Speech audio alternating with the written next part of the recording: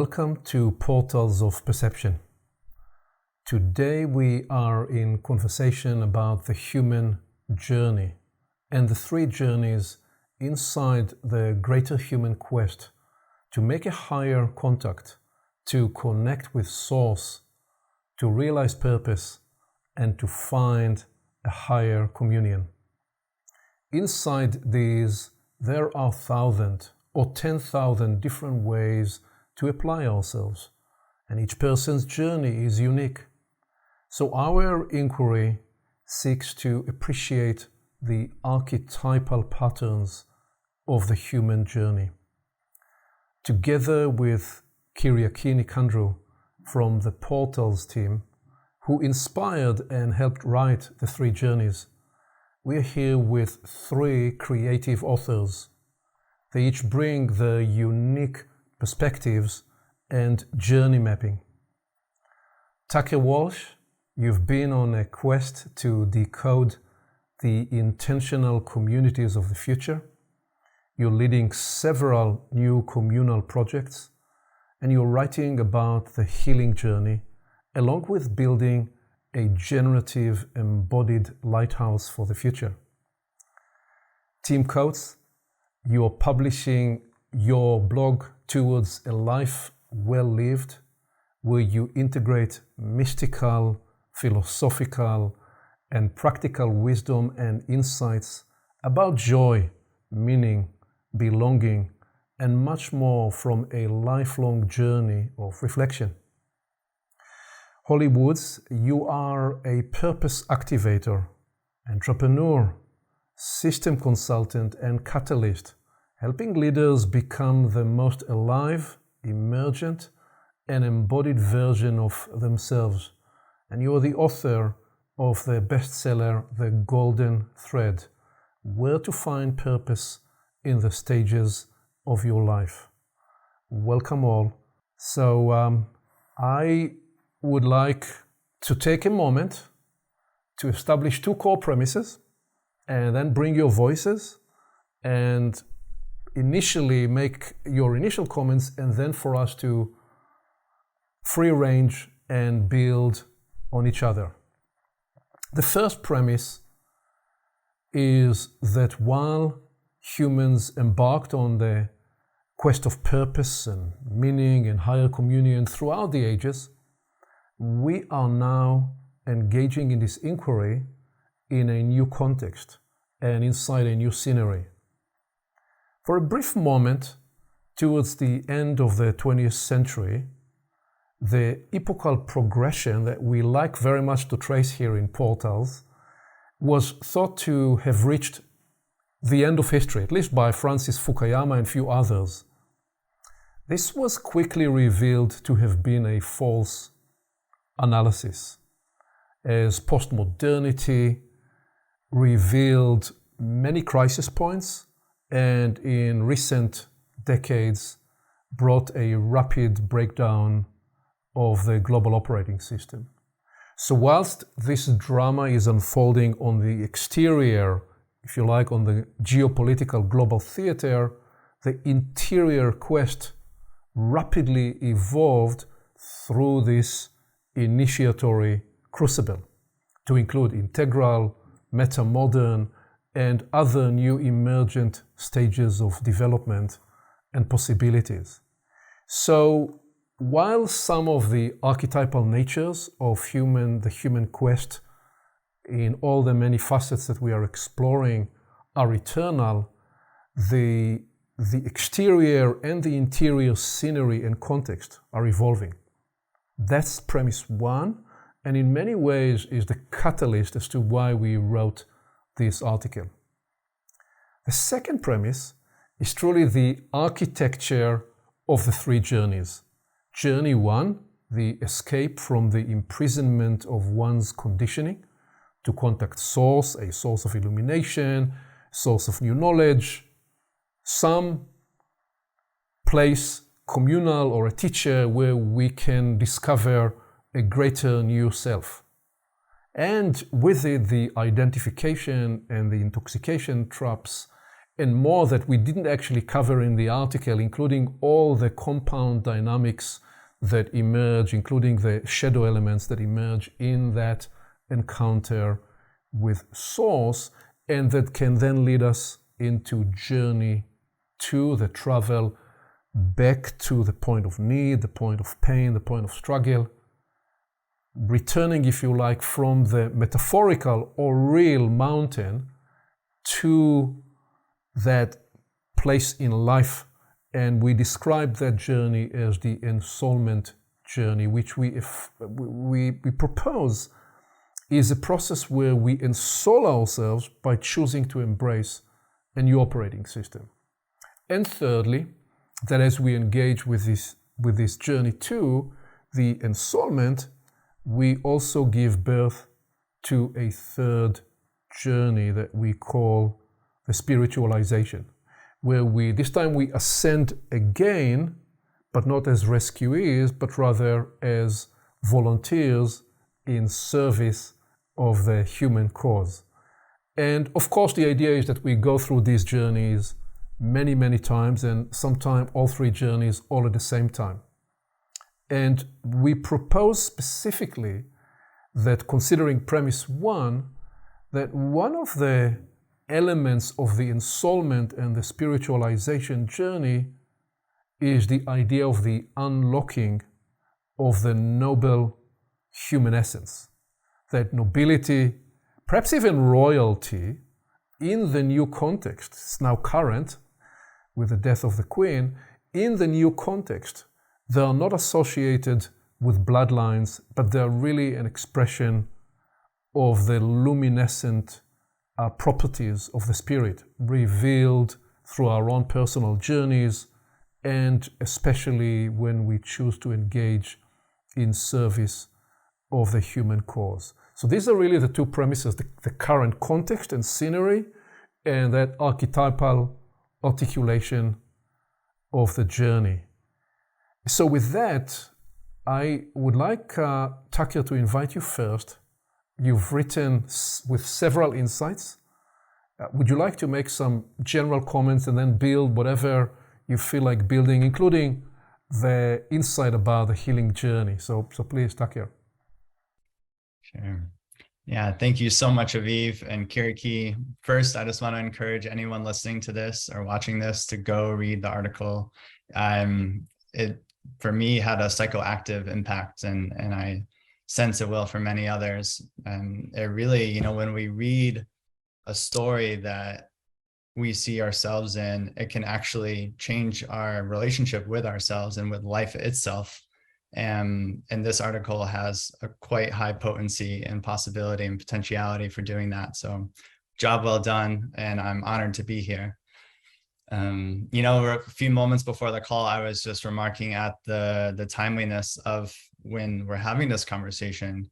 It was pretty much exactly 1 year ago when I had this clear moment where I felt like I entered journey 2. I had begun to reorient my life from journey 1 into journey 2, and everything started to shapeshift around me.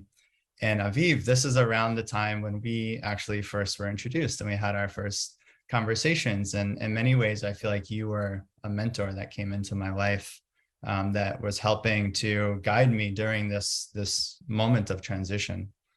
And not long after, I read Hollywood's book and devoured it in one day, and definitely had a psychoactive experience with that book as well. Immediately reached out, and we started 6 months of coaching work together, with the purpose of helping to transition me into journey 2 and to orient me and to ground me into a new way of making sense of the world, a new way of understanding my place in the world and my purpose and how I was making meaning of life. So it's just surreal and beautiful, and an honor to be here with all of you, and particularly Holly and Aviv.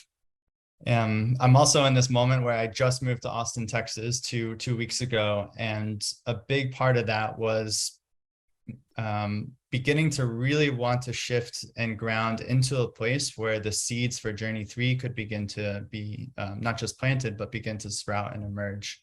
How can I really be of service to the future family that I want to cultivate for my own in my own life, and then also for the human family and for life itself. And how can this vessel really show up in the most unconditionally loving way to be of service? And for me, storytelling is one of the medicines that I keep coming back to. And fundamentally, that's what we're talking about today, is storytelling. It's how our understanding of life actually shapes our experience of it. And so, yeah, I look forward to sharing some stories with all of you and to diving into the meat and potatoes of it. Aviv, would you like me to go further now, or shall we? Yeah, let me just stay still with you, and particularly to ask you, Tucker, to try to elucidate on some of your insights about that transition from journey 1 to journey 2, and why do we find it difficult, and why do we prefer to recycle through journey 1, and your insight into the particular dimension of healing in this process. Yeah.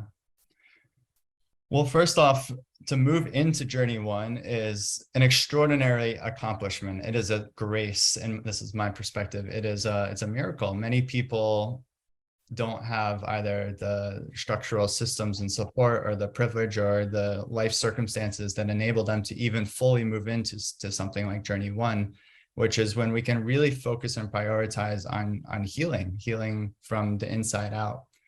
And I had the remarkable blessing of basically dissolving my entire past identity as a film director, living the LA Hollywood dream with a beautiful wife and big house and all the things. And I had the financial privilege of being able to really fully step into the unknown and jump off the cliff and hire incredible therapists and go to amazing workshops and travel around the world and go into these really incredible portals of ecstasy and bliss and transformation and healing. And this process played out over 4.5 years for me. And basically my entire identity became restructured as I am on a healing mission. I am here to transform myself so that I can eventually transform the larger world. And so all of the people that I was friends with, all of the activities that I came to love, all of the experiences that I felt most attached to and enlivened by, were all in this sort of bubble, this cultural bubble of healing. And that's beautiful. I mean, it was extraordinary. There's absolutely nothing wrong or bad or anything. And so I want to be very clear about that. I sense I'm speaking on behalf of our group here, but this is my personal opinion as well, is that there's nothing inherently wrong. In fact, it's quite the opposite. The healing journey in journey 1 is extraordinary and essential. And we can't bypass it in any way and jump to journey 2 or 3. And so basically I constructed, both consciously and unconsciously, a new identity, a new sense of meaning, a new sense of purpose, a new way to belong and to connect with others. I found a new sense of tribe, and I became very comfortable in that place. And not just comfortable, but I was actually, at times I experienced what would be called ecstatic experiences or mystical experiences. And I felt like I was closer to God than ever before in my entire life. And who doesn't want to experience that? I mean, it is extraordinary. But it is extraordinary, right? It's not necessarily a place that we can live and stabilize, or at least not right away. It takes peeking into these extraordinary moments, into these extraordinary portals, and then coming back out into a sense of a grounded reality. And basically, I just got the message. It was quite clear, and it came from a number of different directions in a pretty short period of time. It just said, you know, bliss feels really, really, really good, but it also kind of feels the same after a while. I had this one experience where I was just experiencing bliss in this plant medicine experience for hours on end. And it literally just got to a point where it was like, you know what, something different wants to be experienced now. This is kind of monotone. It's like hitting one key on the piano for a really long time. But music is when there's multiple notes, and it's when there's a whole, synthesis and orchestra of different sounds and instruments, and it takes you places and it shapeshifts. And it just felt like consciousness wanted to shapeshift again. It wanted to experience something new after 4 years of kind of going through these experiences, and things began to feel a little bit sterile, a little bit old, a little bit familiar, in a way that became almost borderline boring, which is interesting to say because they were such ecstatic experiences simultaneously. And so I essentially began to dissolve my identity once again, and go back into the liminal, into the nothingness, and into the emptiness, and trust that the same source I was connecting with in these ecstatic experiences would also guide me through this transition once again. You know, it's like, just as the house of cards was perfectly built and super glued together, it all needed to be burned down. And I was very lucky to have Holly in my life to help guide me through that process of not only deconstructing, but really focusing on, like, what are the cards that were creating that house of cards that that I want to keep in my back pocket and continue to pull out, and really nurture and channel my energy into and focus, and what are the aspects of my own journey that could become medicines for others around me. Yeah, and that became equally as intoxicating, but in a much more subtle way, I would say. So far, that's been my experience of it. It's been more like the rush I would experience when being a documentary film director and getting to be a mirror for somebody else, interviewing them. And there were these simpler, quieter moments, but they felt nourishing, maybe on more of the chakras or on more of the dimensions or levels, rather than just kind of peaking and blasting off on some of the higher ones. Yeah, I could go on, but I'll stop there. Thank you very much, Takir, for bringing the experiential dimension to this. So let me invite Tim to this. Tim, you wrote that the 3 journeys diagram in many ways tells the story of the 30 years of your development in almost a spooky way. So, and you also reflected on the conundrum of helping people actually embark on journey 1 in the first place. They come out of the point of pain and struggle. So what would you like to bring to this, and in any aspect of it, through your reflection, please? Well, thank you, Aviv. This is such rich material that it's almost daunting to know where to start, because I could start talking and not stop for 2 hours. But let me try to summarize it this way. Journey 1 lasted 20 years for me, and it was a very intense 20 years. And it was a lonely 20 years. Our first child was born with a severe physical disability. And as we were managing the medical realities of that situation, I was going through a series of rapid promotions in the business world. And so either one of those would have been pressure sufficient to trigger a journey 1 search. But they, for me, happened simultaneously. And so what I started doing was getting up at 4:30 in the morning and reading, trying to find what the wisdom teachers who have been through this before had to say about it. And I pursued that practice for literally 20 years, reading Eastern and Western philosophy, ancient religious transcripts. I was into all the mystics, et cetera, et cetera. And then one day I was reading something that Aldous Huxley had written. And one line hit me as if I had been struck by lightning. And he said, basically, the path to the imminent is impassable by way of intellect. And I thought, uh-oh. Because I'm a very analytical person. I'm prideful of my intellect, I guess.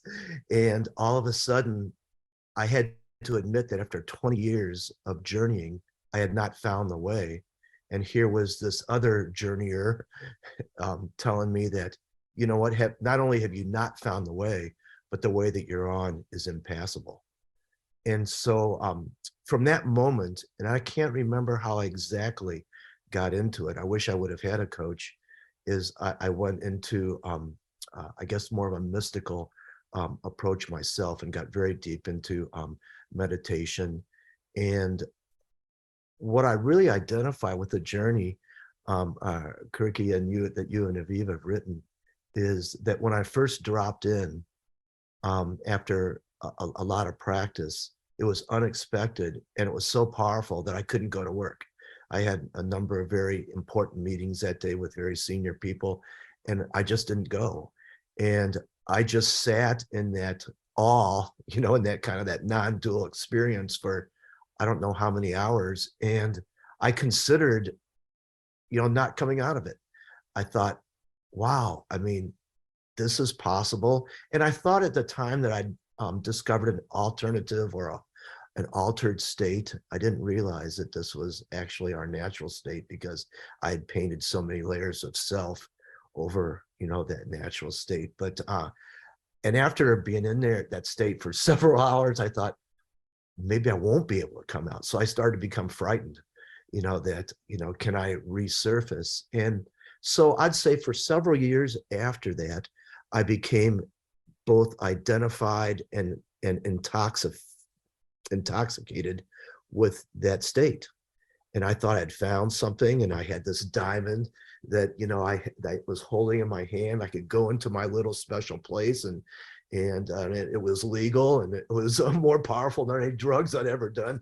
So I thought this is the greatest thing in the world. And it took quite some time to realize that that was only a journey one type of deal. And the real deal is that once a person, finds union with reality, we have to come back into our life and both print and share that journey with the way we're going to be first, and then the way we're going to serve second.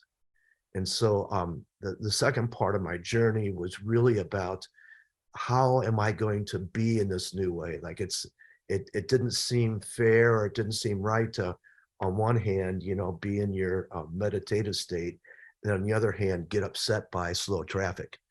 Those were incongruous with one another. So I had to figure out, how am I going to bring the experience, the non-dual experience, back into life? And that was a few years. And then ultimately, I discovered, you haven't learned anything, Tim.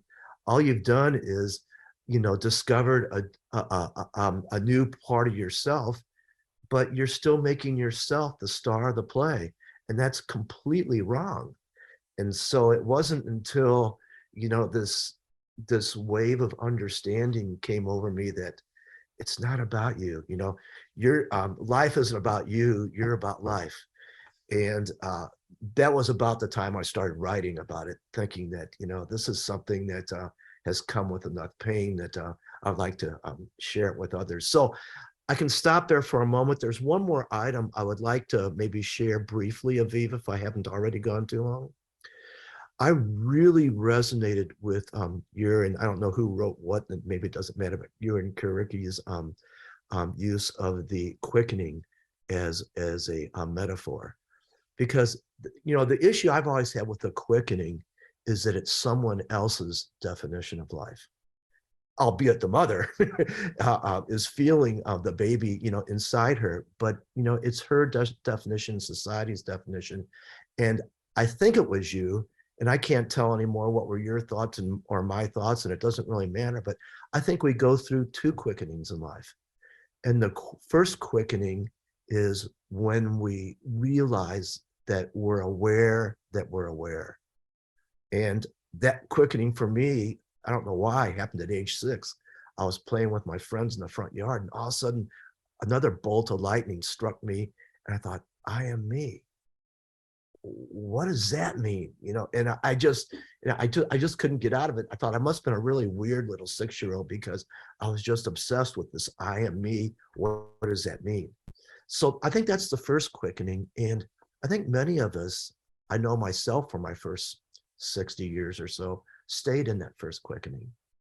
But I think the second quickening comes about when all of a sudden, whether it's through a mystical experience or through an ecstatic experience or whatever it might be, that we realize that self is an illusion, and it's the all. It's the telos of human development is from I to we to one.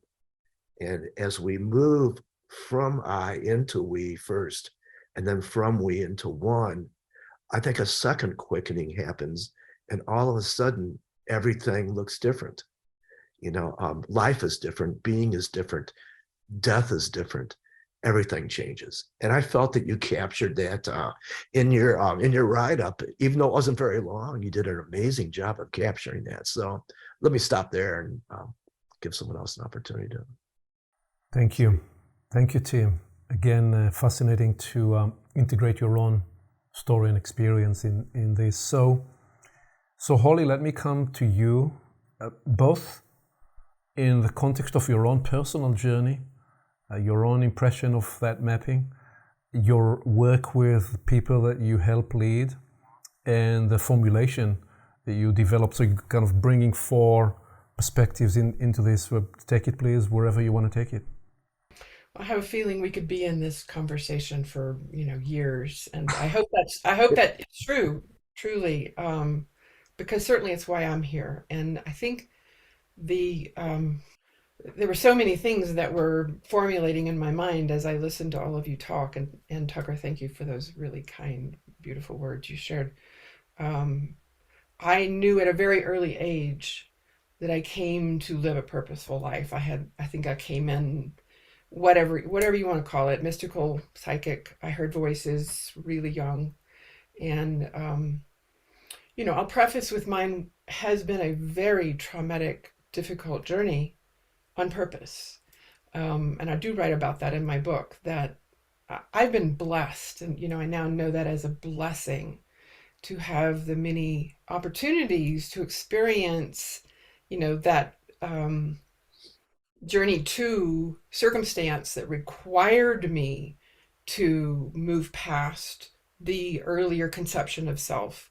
So at a very young age, I had enough turmoil and trauma that I began to seek answers, long before, I don't know, many people seek answers anyway. So I think the distinction I would make, actually, let me say, I am so delighted that the two of you have written this voluminous, comprehensive compendium of awareness about these journeys. I think you've completely captured it. I mean, I am enthralled and excited and truly sense the genius of what you've captured, in a slightly linear form.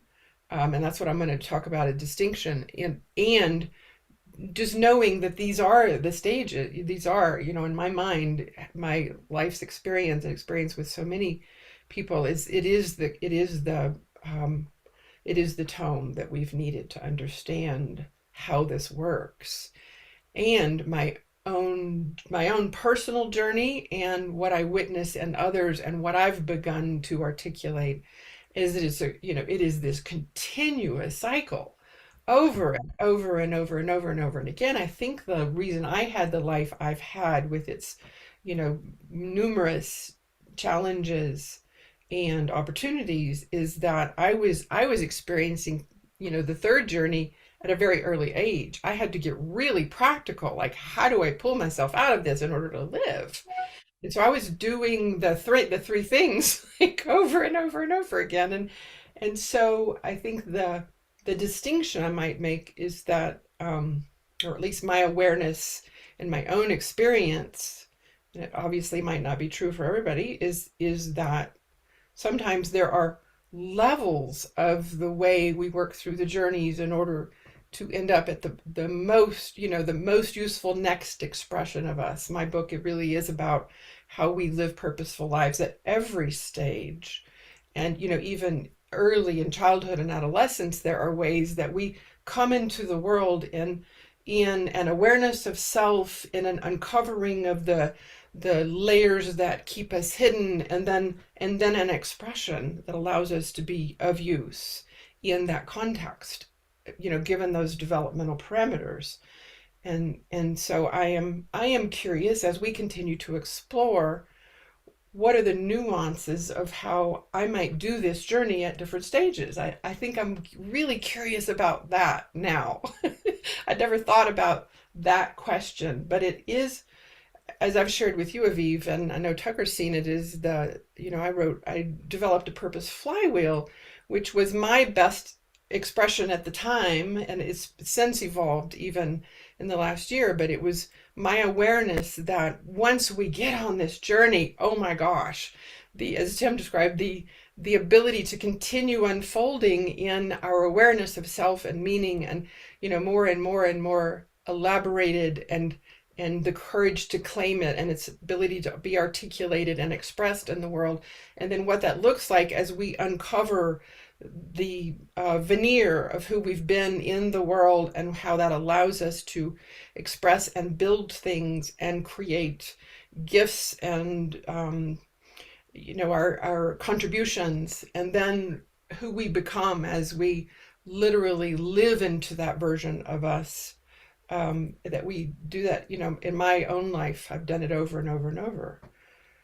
Well, there are, in a minute, I want to free up the conversation. First, bring Kyriaki in and see if you want to build on each other.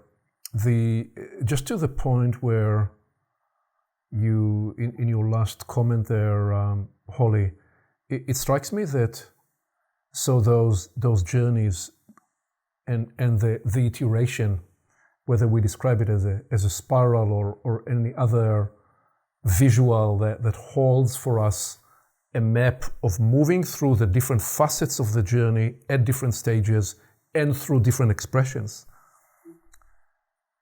There is the journey of becoming, discovering who we are becoming, and there is the journey of what we serve or what we do through our becoming, and the two are inseparable, and yet they nourish each other. So I am interested if there is any early distinction that you want to bring into the conversation at this point in time, just from your own experience and the way you articulated the journey for yourself. So I appreciate you creating that clarification. In my desire to help articulate how this happens uniquely for each of us, we have unique developmental journeys. My work and most of my life has been in human development, organizational development, and so I'm vastly aware of what is available to us at any stage in life.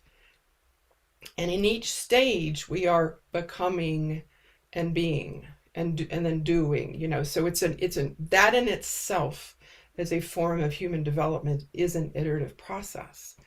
And so while I acknowledge and honor that we are in this, the three journeys, I think there is some form of it that occurs uniquely at each stage, early in, early childhood, early adolescence, when we're in earlier concrete tiers of our own development, and then later as we're becoming young adults, bringing our work into the world, hopefully, becoming that.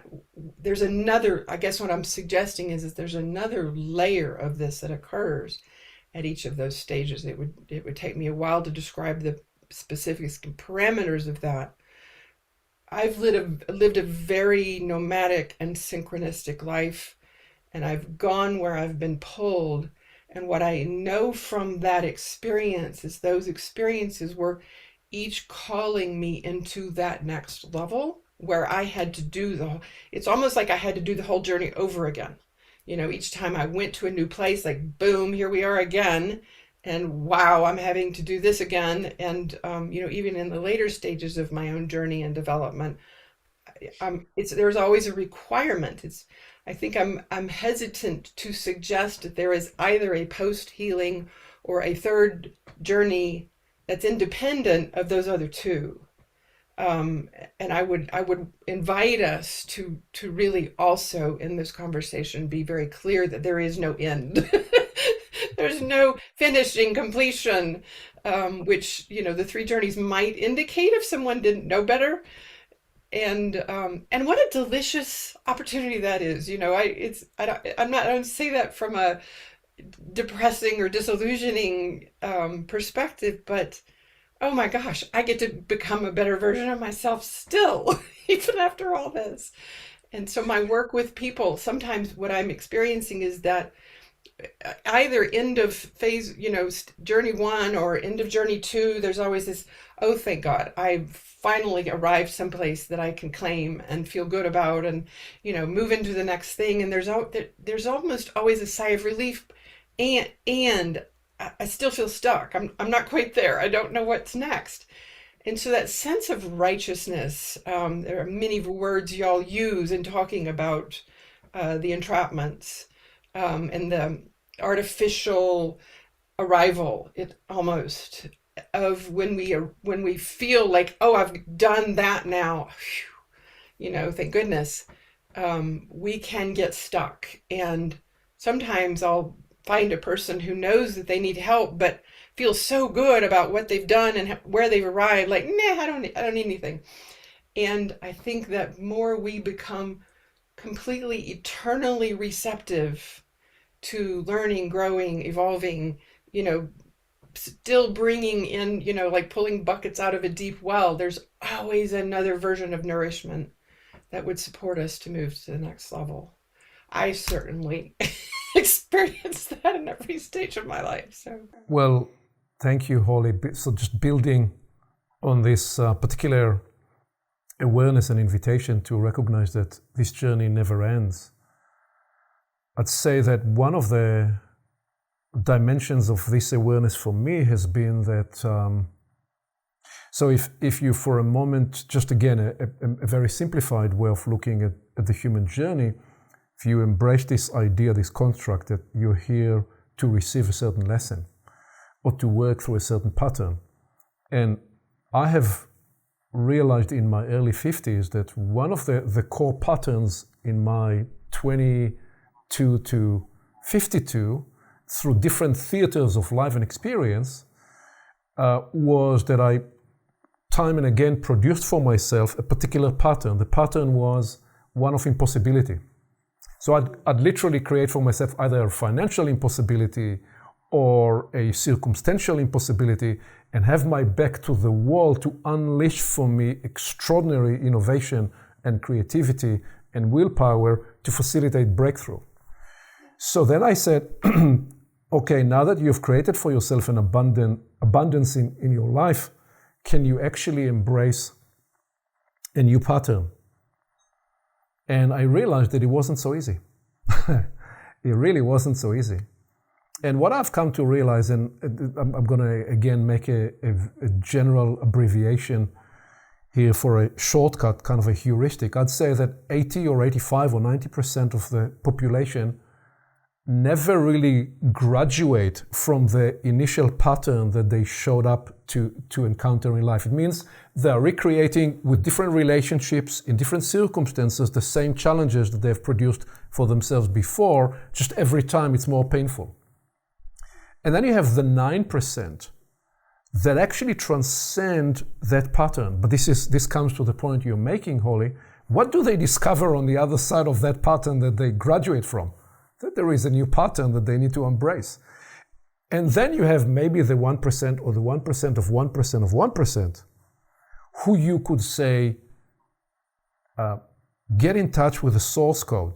Perhaps we imagine ourselves to be part of that privileged few, but just thinking that we are maybe is a trap by itself. But what do we discover there?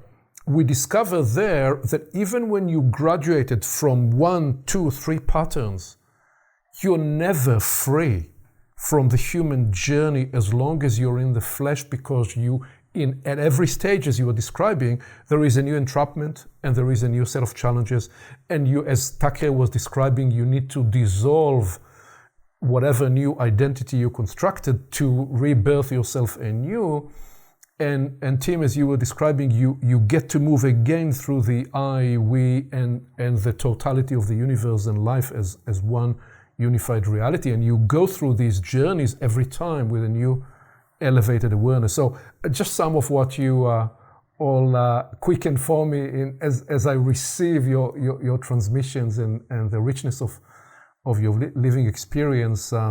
So let me bring in, please, Kyriaki, what comes alive for you in this conversation. I know each one of us could talk for 2-3 hours. So I appreciate we are each trying to be succinct. And please, Kyriaki, what would you want to offer at this point?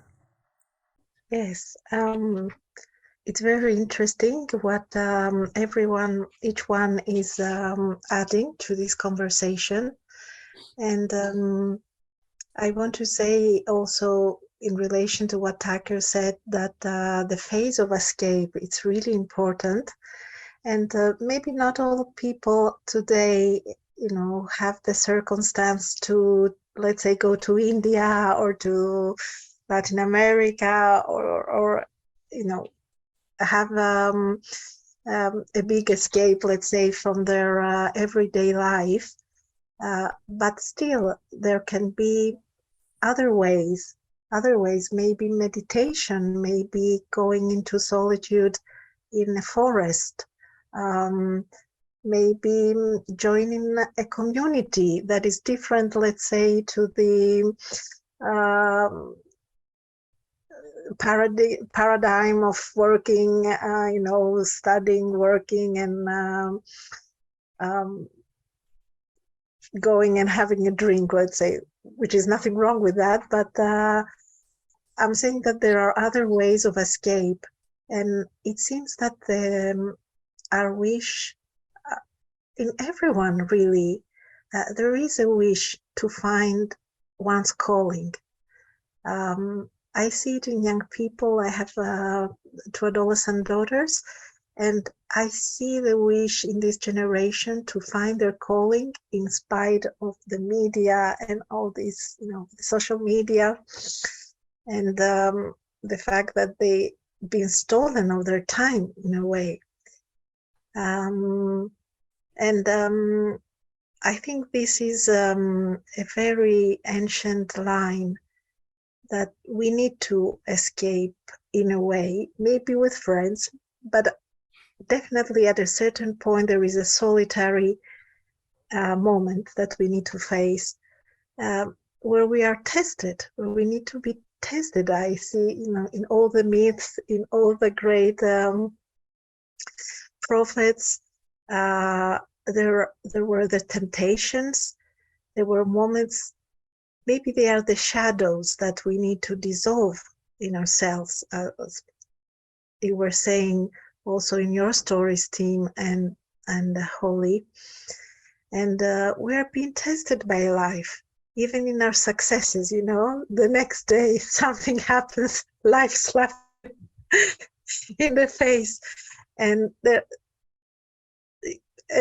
even there is things to face, and then when we have also these special moments of illumination, when we meet, maybe I had the chance to meet a great teacher in my life when I was 21, when I was 23, and everything was shaken in my life, and really I could stay there forever. The sweetness of it, the sweetness of this illumination. But then it's how we overcome the identification and intoxication. But you want to stay there forever, you can stay there forever, but then this is not the whole idea. The whole idea is that whatever we manage to process and distill from a truth, from an essence, from an experience, from a special moment, how that can be passed on to others. And I see that the we and the one, that this journey, or the start that you are now in your ensoulment journey, Tucker, and also in the movement that you were saying, Holly, because in every moment, it's so nice that you can get stuck. Even in service, you can get stuck.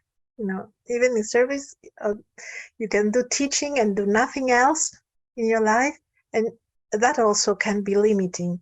So in this movement, I find in this flow between the different stages that lies maybe another thread and a secret, also to add up to what you were saying, Holly, and not the caught up syndrome, not to be caught up, which I think Aviv also touches on it in the writing. And my inquiry is also how really, because it's one thing to say it, how to not get stuck in the various stages. And really, when you are in the bliss, how do you then decide to go back in life and take this bliss and channel it to something productive, and not just be, just enjoying it, which is nothing wrong to enjoy it, but to make something that will be taking it to the next level, both for you and for the collective. Thank you, Kiriki. So, there are particular pathways that I'm interested that we develop further, especially this idea of how do you experience the call to service and have experienced the call to service as one aspect. We're describing three dimensions of the ensoulment journey. There are 77 or 77,000 dimensions, but we simplified it to three. I'm interested that we explore that, but even before that, let me just make the space for you to build on each other or ask each other questions such that we have a free-ranging conversation. Who is feeling ready to dive in? Please, Takir. Yeah, I feel every sentence everyone said, I was like, I want to talk for an hour about that one sentence. The challenges of conversing. There's been so much deliciousness shared, and just something you said, Kiriki, about, not everyone can go to India or South America. My first doorway, or what I could construct as a narrative that says my first doorway into Journey 1 was the 12-step program, which is completely free. It's in every town in America and all over the world. It's 1 hour of your time, and it's an extraordinary program that has touched millions of lives. And the second doorway in was grief. It was ending a 10-year relationship with my high school sweetheart, and just feeling devastated and grieving, and again, completely free, available to anyone. And so there's something also now culturally here in Austin, and in many of the cultural bubbles I find myself in, healing is cool. Like, it is trendy to be healing. It is, if you're doing the work, if you're going into the darkness, if you're experiencing, pain and suffering and being able to talk about it and share about it and be vulnerable, then you are one of the cool kids in culture today. Mm-hmm. And so that's an extraordinarily exciting moment, and it's very potent and it's very powerful. And it, of course, comes with a whole lot of challenges and shadowy ways in which that can manifest, which, as Holly used to live in Austin, I think I'm seeing firsthand in many ways. And so what I'm personally interested in is, how can one of the traps that I feel like is keeping people in Journey 1 longer than potentially we could say that maybe they actually want to be there, is that there's not so many Journey 2 communities or Journey 3 communities. It's a much smaller subsect of people, and there's not as much cross collaboration and networking and communities where people can go and actually be lifted up into the next leg of their journey. And so one of the things that I'm interested in is, how can we use maps like this that, yes, completely oversimplified and are almost silly to the at a certain point, and the simplification allows us to kind of create separation that can have a constructive purpose in life, which is to allow us to find our tribe and our peoples, and to find places where we can allow our own evolution to be catalyzed and to unfold with a quickening pace. Not that speed is necessarily the most important, but it can unfold in its due process, rather than sort of being forced into a box that is being culturally defined. And so that's what I'm curious about, is where are the Journey 2 and Journey 3 communities that are out there, and how can we celebrate them and share them and allow them to have just as much of a space and a role in the larger cultural conversations that are unfolding as the Journey One communities are having right now. Maybe to build on that, Tucker, and I don't know if this is even a business model for portals, but I think there's there's a dual nature to our communication. And one of those natures is the communication to each other. That's what we're doing here. That's what the write-up has done. I mean, for someone who is journeying or been through the 3 journeys, tremendous resonance. If I shared that write-up with my son right now, who's in a very, very dark area of his life, he'd say, "What the F?" He wouldn't get a sentence of it. And so what I'm wondering, and interestingly on the side, I've been trying to take all this quote unquote enlightenment that I've been blessed with and reduce it down to a digestible piece to help him, because he's in a very, very dark area of his life. And I've found, and it's been, I guess there's a million people who've said you don't understand something until you have to teach it. And I found that trying to reduce it into this digestible piece is the hardest thing I've ever tried to articulate in my life. And so I'm wondering, and gets back to Taker's question, is that I think there's very much a need for this map and for unpacking this map so that we all can not only understand where we've been, so we can understand where we're going. And I, so much, applaud the work that you've done so far. And then at the same time, I wonder, and this may or may not be a mission for portals, I don't know, is there an opportunity to take that graduate school map? We may not think it's a graduate school map, but trust me, it's a graduate school map, and bring it back down to grade school and try to help some of the new entrants, because the world is hurting right now. I mean, you've seen the statistics, whether it's traffic accidents or murders or violence, or, I mean, all of them are up double digits since the pandemic, and the world's in pain. And I think that I feel that it's incumbent on me to try to see how I can take whatever small, steps I've taken and share it back into that world. But I realize that my writing isn't simple enough. And I would also challenge that the writing, as good as it is, that we're reviewing today, isn't simple enough. So I don't mean that to be critical, but No. You're summoning us to the awareness that we cannot, and you call these a graduate, so wait until you read Holly's book, because that's the PhD level. Well, good. I'll order it. I'll order it when we get done. I like PhD work. I'm trying to translate it. I mean, I consider, and I'm just jumping in here, and thank you, Tim, for that invitation. I am a translator. It's one of the parts of my purpose, and I understand my purpose so precisely that I can watch myself living it.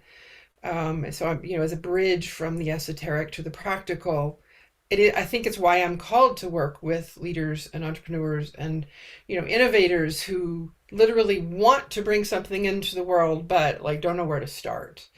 And there's a few elements of what you all have spoken to, that I just want to briefly I completely give a nod to Tucker for having done so much deep work prior to traveling the world. So, Tucker, you were already well into the phase 2 journey, even though it may not have been demarcated that way. It felt to me like you were already well on your way. And escape, I love the word escape, because it suggests that transition from the conformity of our childhood contexts and social norms and expectations that requires us to push it away and say, no, that's not who I am.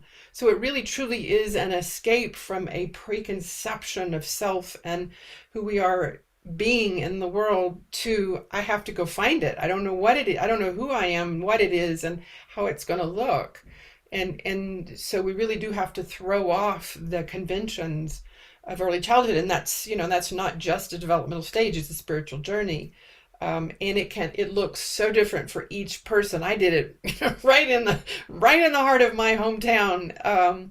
Not having to travel anywhere, or even signing up for a program. It was just, I had to figure it out like a little, warrior on a personal journey, and then later found resources like, oh, this would be so much easier with some help. So there's so many ways that we each do it that don't require us to leave and go on a sojourn across the globe. I think that's a beautiful, wonderful, and probably catalytic way to do it that quickens the process, versus those of us, Tim, who we've spent 20, 30 years doing that. So, I totally agree about building the Journey 3 community. I'm in the throes of doing that myself, and I know Tucker's doing a lot of that work. And I think those of us who can, we will. We are in that process. We recognize the call to catalyze us to be really enlivened and activated at that level. And it is the next phase of my expression, and I'm really excited about it. I was very trepidatious for a while, and now excited. And so that brings me to the question, how do you experience the call to service that you asked, Aviv? And I think we experience the call to service distinctly at every stage. You can experience a call to service at 10. I mean, I did. I had very early calls to be of service and was deeply spiritual and embedded in constructs that promoted that level of service. And then later, and each phase of my life, each phase of this spiral, the call to service looked differently. I had a very analytical, intellectual, philosophical phase where I was grappling with ideas and bringing forth conceptions and building models, and that became the expression. And so I was, deeply called to live from there. And I don't think there is one call. I think, I believe in one purpose and many expressions. And so at each phase, we're called uniquely and really truly paying attention, knowing what alignment feels like. So, yep, I am fully expressing right now, and, I'm in the throes of it. And then most of my clients come to me like, okay, it did feel good, but it sure doesn't now. And I don't know what's next, but there's something else that I'm missing. And my heart, my soul just called, I'm just, it's a pain. It's a pain of wanting to be liberated from the conventions of the just prior stage. And so addressing that pain uniquely different from the 120 years ago, I'm gonna figure out what that expression is and bring that into the world.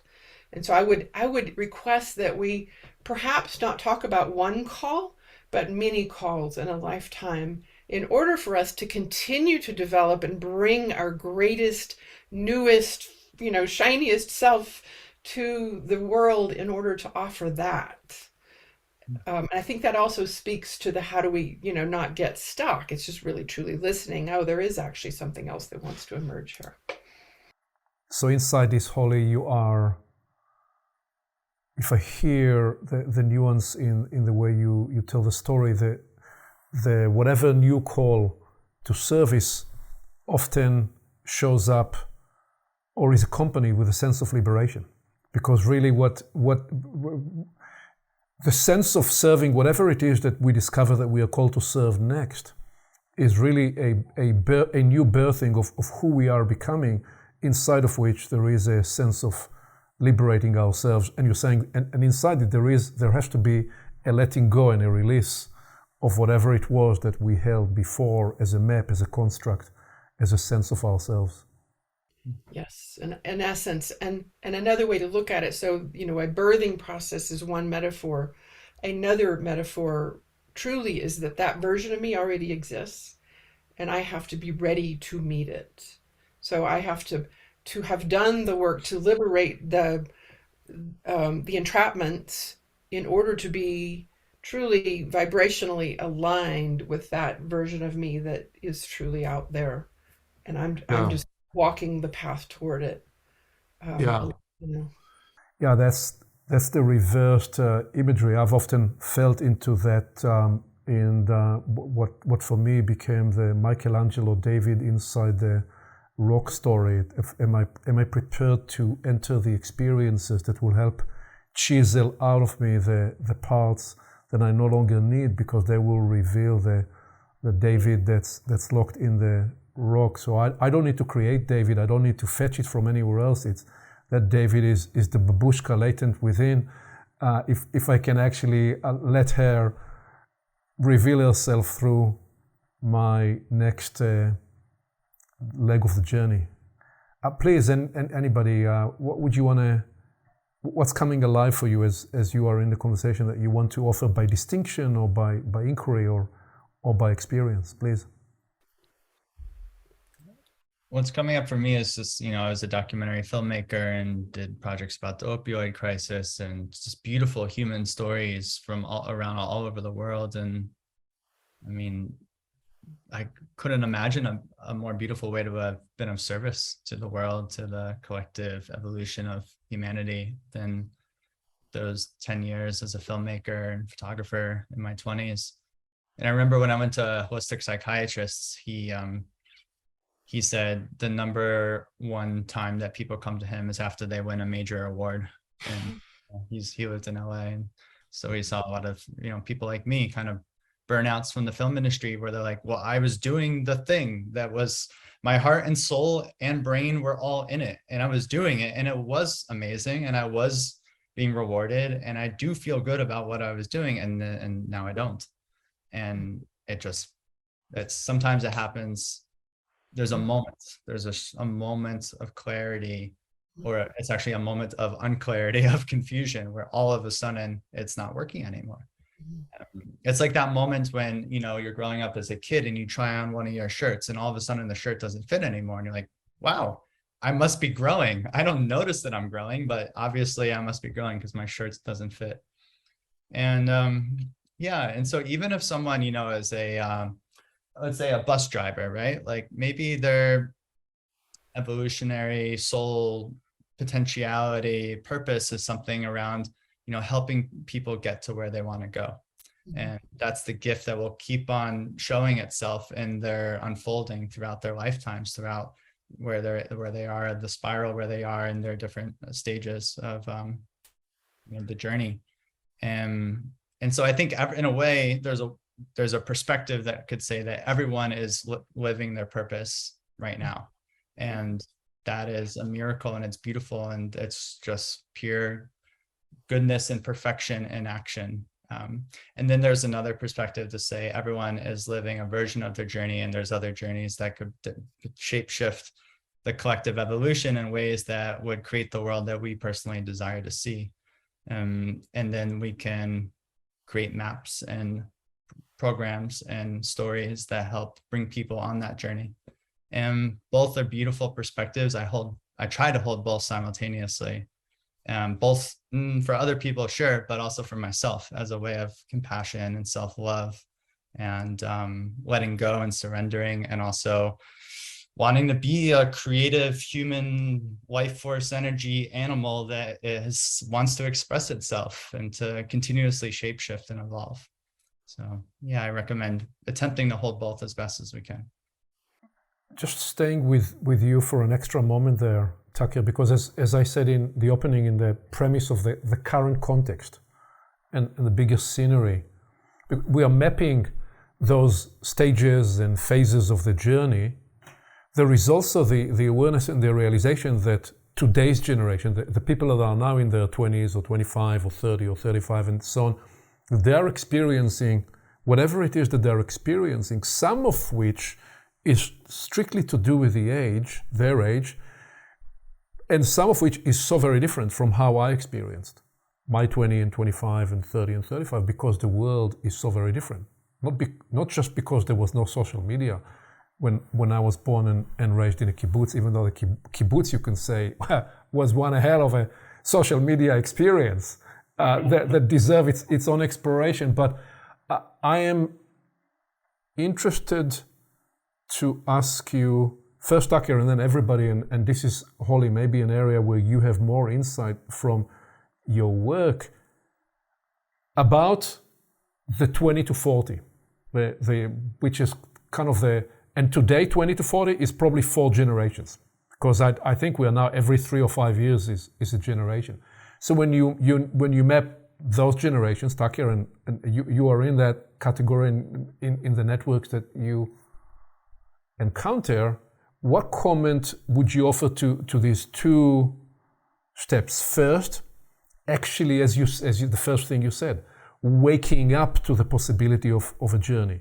And one other way I describe that is recognizing you don't have to play the game that somebody else shaped for you. You can actually choose to live that game and either discover a different game or begin to create your own game. So what other comment would you offer to that first, embarking on that first journey? Because it's very nice if there are 1 million of you, but what about the other 99 million all around the world, many of whom are struggling at a survival level? But still, I'm interested, how is this becoming a larger movement? And then what else would you say to the furthering of that journey? Just a comment specifically on younger generations and what I call sometimes next generation leaders from the 20 to 40 age group. What's arising right now is just briefly that, one of the universal human fears is belonging or not belonging and being kicked out of the tribe. And it goes back to very basic physiological, fears of death. And when I was in LA, working in the film industry, working in advertising, that was my bubble. That was my world. I didn't know that there were people on a healing journey that were going through these deep experiences. And I didn't know that places like Pachamama in Costa Rica existed, or that I'd never had heard of Al-Anon before, the 12-step, like these were foreign. They were not even in my field of awareness. I didn't even know what I didn't know. And then slowly, baby step after baby step after baby step, I discovered that there's actually entire universes and dimensions of reality with millions, if not billions, of people that are in these worlds that are exploring this territory. And there's programs and workshops and communities, and there's places where I can belong and fit in and feel safe. And so if I had known that, I probably wouldn't have gotten to the point where, I don't know, who knows, but I probably would not have gotten to the point where I was feeling suicidal in order to leave my job and my partner and my life in LA and look for something else out of desperation. If I had known that there were other communities and places that are out there, I probably wouldn't have been so afraid. So that's what I want to share to people, is if they feel like there's hesitancy or resistance towards entering journey one of those reasons might be, I'll be all alone. And you probably will for a part of that. That's a necessary part of the journey. But also there'll be infinite people to hold you and catch you, and you'll be just fine. Yeah, thank you for that. Holly, what would you offer to this inquiry, please? Thank you. Several things, but I'll try to be brief. I just want to comment, Tucker, that it's funny. I don't think suicidal ideation is a bad thing anymore. I mean, certainly if you're allowed to follow it through, it's unfortunate. I too experienced suicidal ideation on and off for 30 years. And I really think it was my ego struggling with this great impulse to deconstruct and, separate and become, to escape whatever boundaries and entrapments I had experienced over and over and over again. And so I think the youth, the people who are literally in stages of desperation are most ripe for activation.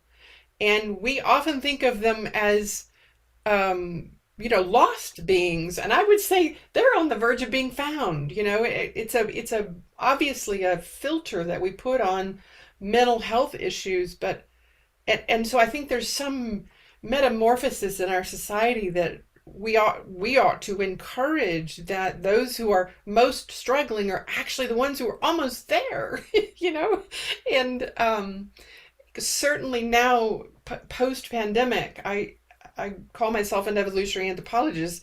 I watched us evolve literally We went from, we probably developed as humanity, a good chunk of us, a couple of stages. And in that process, we entered a realm of human development where we begin to notice our internal milieu and the milieu of others, and notice the distinctions and the different flavors and the nuances. And we did it on a global level. So we were all in this fishbowl. And more and more of us came to realize that, oh, I actually am something unique and special, and I want to develop that. So luckily, the blessing of the pandemic was that more of us evolved to this place of wanting to awaken, wanting to escape. And that's why so much has shifted. And so the welcoming, those of us who can, welcoming those rejection, the rejection of the younger generations of the infrastructures and the paradigms that we created earlier. I think it feels like there needs to be a different message from those of us who are aware of some of this, that invites people to be disgruntled and disillusioned and dismayed and depressed and suicidal. Like, yes, those are good things. Get on the train. We're going somewhere. I don't know. I guess that would be my response. Well, you're also in there saying, Holly, that what has been called the great resignation is potentially the great individuation and the great liberation, because they're all implicitly integrated. Yeah, completely. Tim, please, anything that comes alive for you in this? Well, it's very interesting listening to the dialogue here. And Tucker, you're talking about belonging being a big theme, and Holly talking about how that pain kind of precedes the actualization of that belonging. And I'm just sitting back listening and thinking, because I'm in a completely different generation.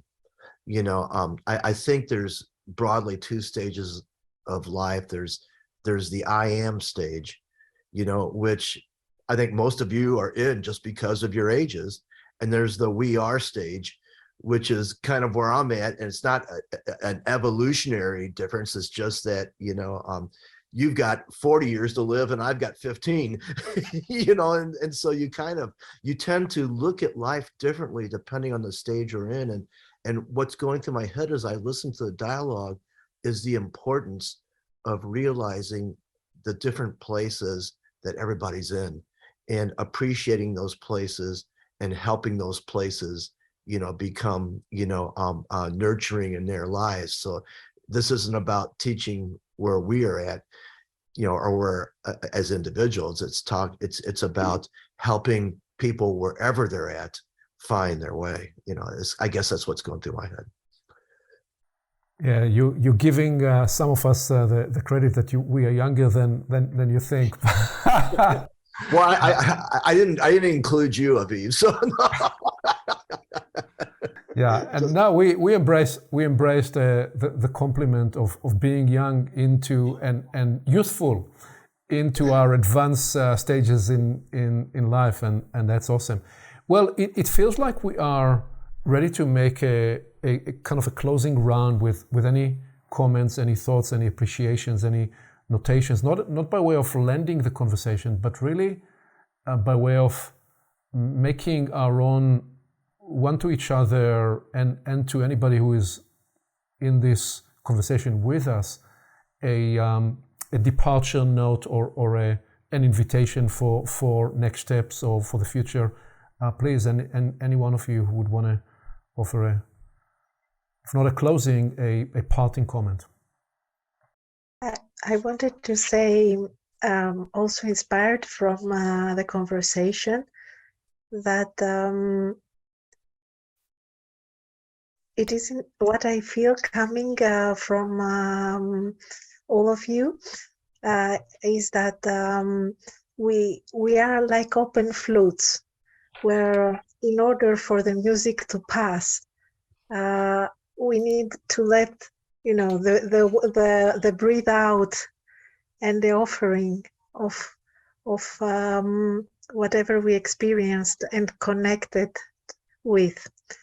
And also that maybe a differentiation of the journey from the past, let's say, to the future was that maybe now, and I hear that in what you're saying, Tucker, in organizing communal support to the journey 2 and journey 3, and also in the wish to make it more simplified and reachable and accessible in what you're saying, Tim, and the whole help also you're offering, Holly, to various spaces and individuals, that maybe we are going into a more collective journey. Maybe we're going into a phase where the collective is more important or plays a part in these journeys.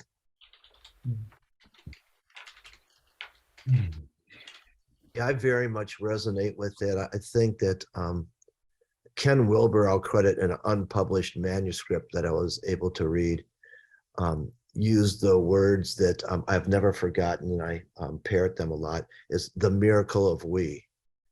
And that is the most succinct kind of statement I've ever heard about kind of our twofold challenge in life, because we're all working to find ourselves. We're all working to figure out where we belong at every stage in life.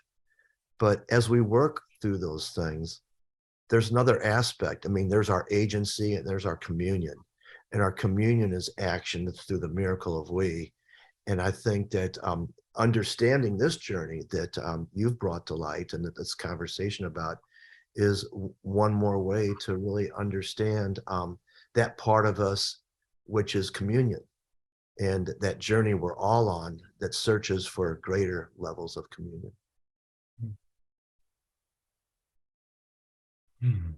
Yeah.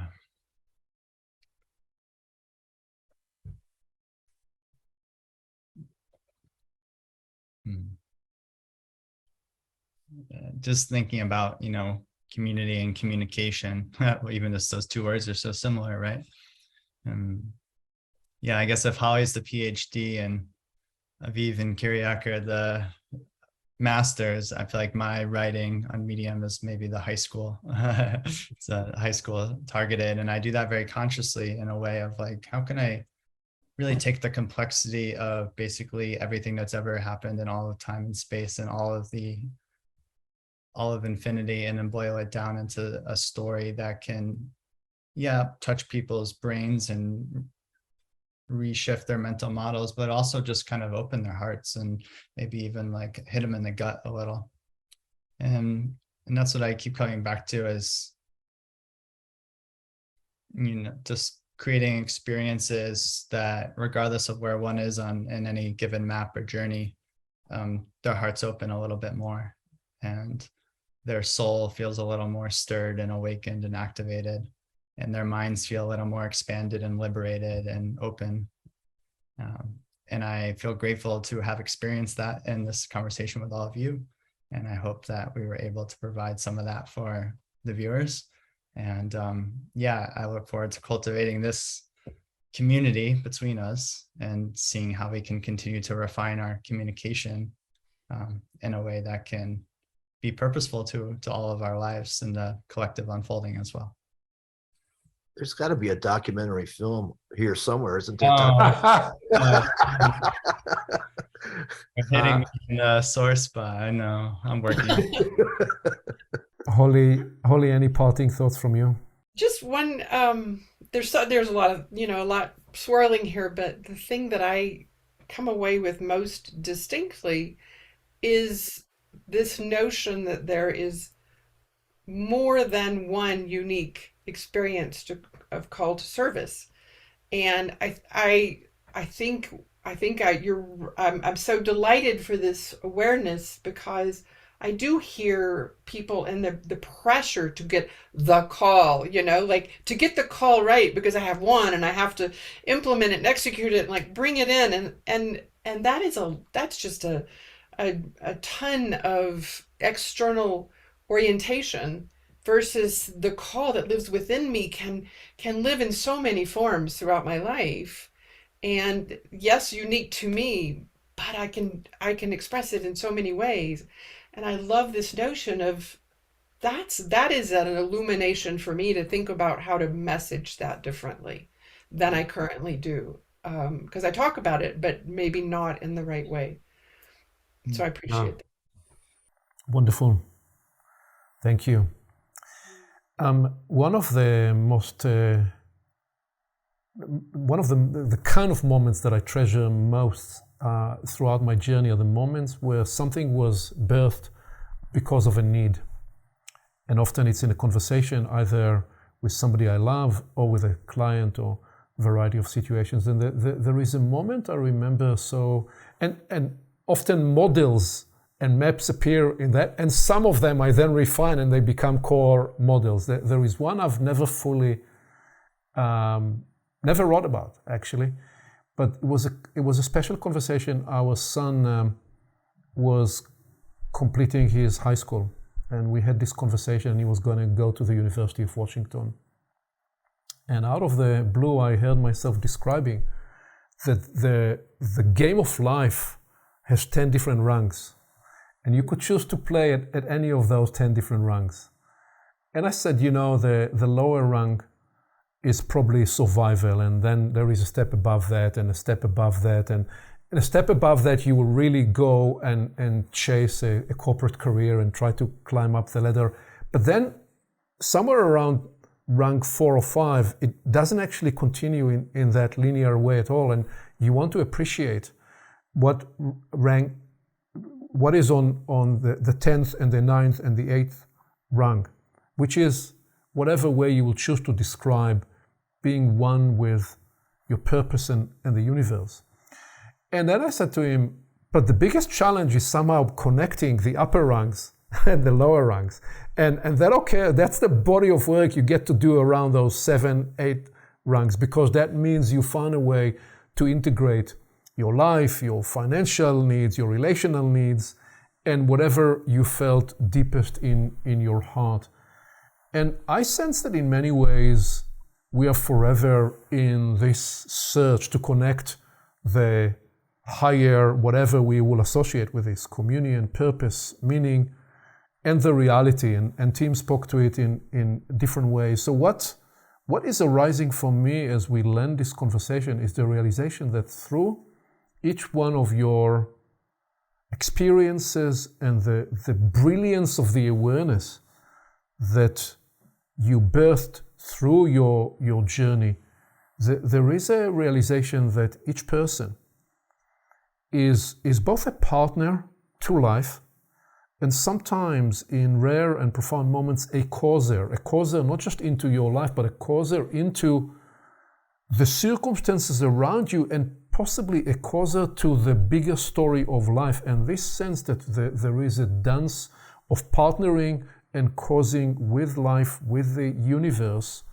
for me is very compelling, because I sense that this meta-crisis, that everything around us seems to fall apart, and the youth, we're seeing more depression and more anxiety and more pain than ever, that somehow this very meta-crisis that we are looking at is the crucible with which we become the womb and the midwives to the birthing of ourselves and to the birthing of the bigger process that is trying to access now humanity at large. And that this possibly is why we are compelled to, from different experiences and angle, articulate the journey, draw never-ending maps of that story, because we are partnering to that story and because we are co-creators of that very journey, that very evolutionary birth that we are each and all experiencing together. So this conversation doesn't end. We just are going to bring it to a pause mid-flight in the joyous experience of being together here, all of us. And we invite, if you stayed with us through to this point, that you make yourself part of the conversation. You become a partner and a co-creator to the conversation. Come join us in the portal's exploration and develop those conversations anywhere you can with whoever you're with. Thank you so very much. Thank you.